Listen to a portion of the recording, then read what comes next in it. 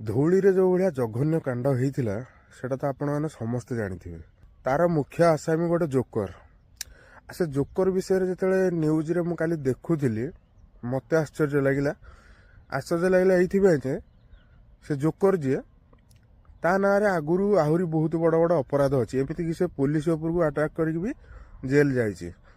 ମୁଁ ସେ କଥା ଭାବୁଛି, ମାନେ ଏତେ ବଡ଼ ଅପରାଧୀ, ଏତେ ବଡ଼ ବଡ଼ ଜଘନ୍ୟ କାଣ୍ଡ ସେ କରିଛି, ତାପରେ ବି ସେ କେମିତି ପଦାରେ ବୁଲୁଥିଲା, କୋଉ ହିସାବରେ ସେ ପଦାରେ ବୁଲୁଥିଲା।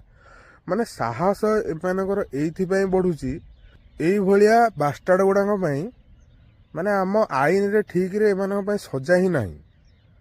ଏମାନଙ୍କୁ ଯଦି ଠିକରେ ଆମ ଆଇନରେ ଯଦି ଏମାନଙ୍କ ପାଇଁ ଠିକରେ କଡା ଭାବରେ ସଜା ଦିଆଯାଆନ୍ତା, ତାହେଲେ ଏମାନଙ୍କର ସାହସ ହୁଅନ୍ତା ନାହିଁ ସବୁ କରିବା ପାଇଁ। ସେ ଜୋକର ଯିଏ, ତା ନାଁରେ ମାନେ ମୁଁ କାଲି ନ୍ୟୁଜ ଦେଖୁଥିଲି, ତା ନାଁରେ ବହୁତ ବଡ଼ ବଡ଼ କେସ୍ ଆଗରୁ ଅଛି। ତାପରେ ବି ସେ ପଦାରେ ବୁଲୁଥିଲା। କେମିତି ବୁଲୁଥିଲା, କାହିଁକି ବୁଲୁଥିଲା, ସେଇଟା ଥରେ ଆପଣମାନେ ଚିନ୍ତା କରନ୍ତୁ। ମାନେ ଏଇ କଥାକୁ ନେଇକି ମୋର ଗୋଟେ ପିଲାଦିନେ ଗୋଟେ କାହାଣୀ ମନେ ପଡ଼ିଗଲା। ଗୋଟେ ପିଲା ଫାଷ୍ଟ ସ୍କୁଲ ଯାଉଥିଲା। ସେ ସ୍କୁଲରେ ଯେଉଁମାନଙ୍କ ସହିତ ପଢୁଥିଲା ସେଇମାନଙ୍କ ଭିତରୁ ଜଣେ ସାଙ୍ଗର ଫାଷ୍ଟ ଦିନ ଗୋଟେ ପେନ୍ ସେ ଚୋରି କରିକି ଆଣିଲା। ଚୋରି କରିକି ଆଣିକି ଯେତେବେଳେ ସେ ଫାଷ୍ଟ ଯାହାକୁ କହିଲା ଏଇ ସାଙ୍ଗର ବ୍ୟାଗରୁ ପେନ୍ଟା ଚୋରି କରିକି ଆଣିଛି ବୋଲି, ସେ ତାକୁ କହିଲା ଯେ ନାଇଁ ଠିକ ଅଛି, କାଲି ଆଉ ଗୋଟେ ଜିନିଷ ଆଣିବୁ।